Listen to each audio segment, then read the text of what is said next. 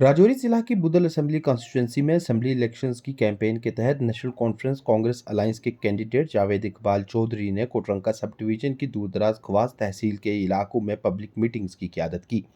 In public meetings में मकामी लोगों ने शमूलियत की, जिस दौरान अवामी मसाइल पर बात की गई और इन तमाम लोगों से मुखातिब होते हुए नेशनल कॉन्फ्रेंस व कांग्रेस अलायंस के कैंडिडेट जावेद इकबाल चौधरी ने लोगों को ये यकीन दहानी करवाई कि वो उनके हर ज़रूरी मसले को हल करने की कोशिश करेंगे।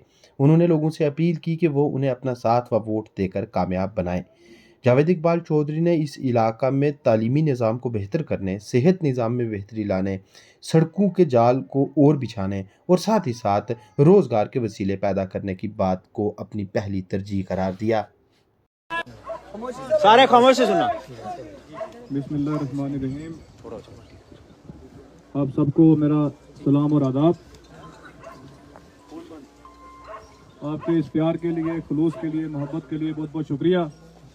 आज मैं पहली बार आपकी पंचायत में आ रहा हूं यहाँ पे सियासी तौर पे। हम एक मंशूर के ऊपर इलेक्शन लड़ रहे हैं, एक मुद्दे के ऊपर इलेक्शन लड़ रहे हैं। हमारा जो मंशूर है कि हमारी जो ये पब्लिक है ये पीछे क्यों रह गई, इतनी गुर्बत क्यों है इलाके में।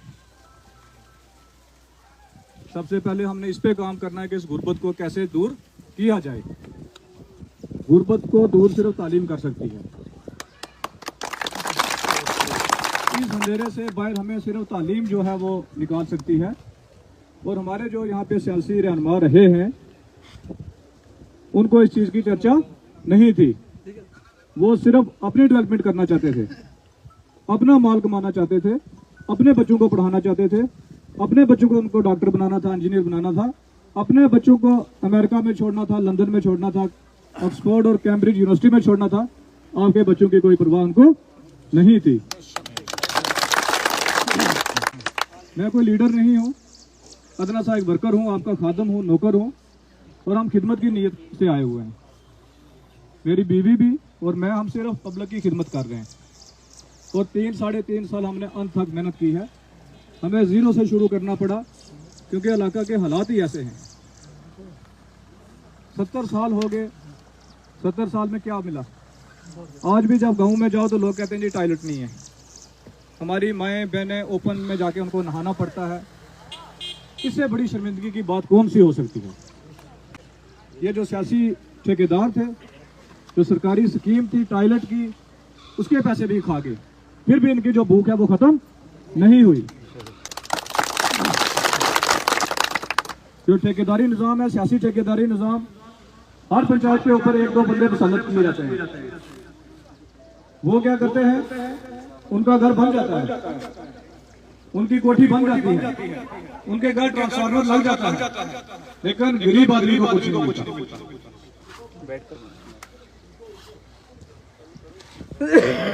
तो हमारा जो मिशन है, सबसे पहला मिशन है तालीमी निज़ाम को बेहतर करना। अगर वो तालीम में आपके बच्चे को खवास में फराहम नहीं करवा पाया तो मैं दोबारा शक्ल नहीं दिखाऊंगा आपको। हम लोग एक यहाँ पे गुलामी की जिंदगी जी रहे हैं। गुलाम बना के लोगों को रखा हुआ, बंदी बना के रखा हुआ है। चंद सियासी ठेकेदार रखे हुए, वो पर्चे लगवाते हैं, लोगों को डराते हैं। और जिस आदमी के ऊपर पर्चा लगता है उसकी नस्ल तबाह हो जाती है। एक गरीब आदमी जब उसमें पर्चा लगता है, उसके ऊपर चलान पेश होता है, 10 साल वो चलान कोर्ट में भुगता है। हर महीने वो वकील को 5,000 रुपया देता है। अगर वो 5,000 रुपया अपने बच्चे की तालीम पे खर्चेगा, उसका बच्चा CBSE स्कूल प्राइवेट में आराम से मजे से पढ़ सकता है। जो लोग, बीजेपी एक अमीर लोगों की पार्टी है, उनको पैसे वाला बंदा चाहिए, उसी को खड़ा करते हैं।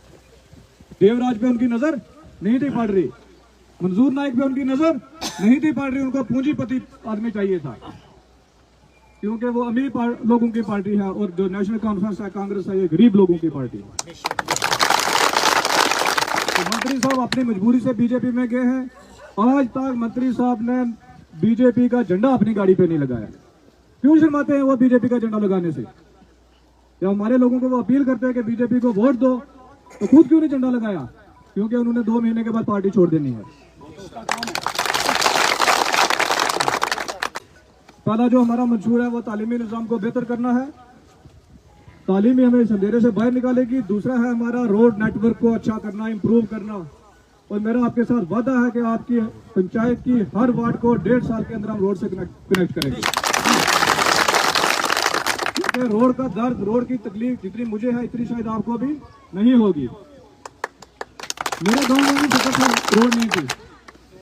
मेरे नाना मिनिस्टर थे, एमएलए थे, मेरा मामा मिनिस्टर था, लेकिन 70 साल में हमें रोड नहीं मिली। मेरे वालिद साहब पंचायत का इलेक्शन कंटेस्ट कर रहे थे तो गांव में रोड नहीं थी, उनको दिल का दौरा पड़ा। हम वो 2 घंटे तड़पते रहे।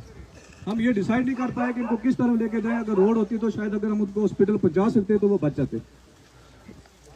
तरफ से वलियों की दुआ से 7 रोड प्रोजेक्ट मेरी पंचायत के अंदर है, 7। और अपने में ब्लॉक में 42 सड़कें जो है लगा चुका हूँ। और तीसरा जो हमारा मिशन है वो हेल्थ इंफ्रास्ट्रक्चर को बेहतर करना है, क्योंकि लोग लाइलाज होके वफात पा रहे हैं। गरीब लोग हैं, इतने पैसे नहीं है कि वो अपना इलाज करा सकें। छोटी छोटी बीमारियों से। तो हमारा ये है कि हेल्थ इंफ्रास्ट्रक्चर को अच्छा करना, आपके लिए अच्छे अस्पताल का इंतजाम करना, डिस्पेंसरी का इंतजाम करना और स्टाफ का इंतजाम करना। ये हमारे जो 3 मुद्दे हैं। चौथा हमारा है लाइवलीहुड मिशन, कि बच्चों को रोजगार कहां से देना है। आज 15,000 से 20,000 की लेबर जो है हमारे एरिया से जाती है घास काटने, कटरा में जाती है मजदूरी करने, बालटाल में जाती है, लेह लद्दाख में जाती है, हिमाचल में जाती है। लोग घास काटने ददासन वाला जाते हैं। ददासन वाला से यहाँ पे कोई घास काटने क्यों नहीं आता है? यहाँ गेम इंशाल्लाह अल्लाह के करम से और वलियों की दुआ से 1 साइडेड है। मैं सिर्फ जो कंपेन कर रहा हूँ ये आपके वोट की वैल्यू के लिए। मैं आपसे रूबरू मिलना चाहता हूँ। हमारे बीच कोई ठेकेदार नहीं है। पब्लिक इस वक्त ऐसी खुशी के साथ मुझे वोट डाल रही है जैसे कोई ईद और दिवाली की खुशी मना रहा हो।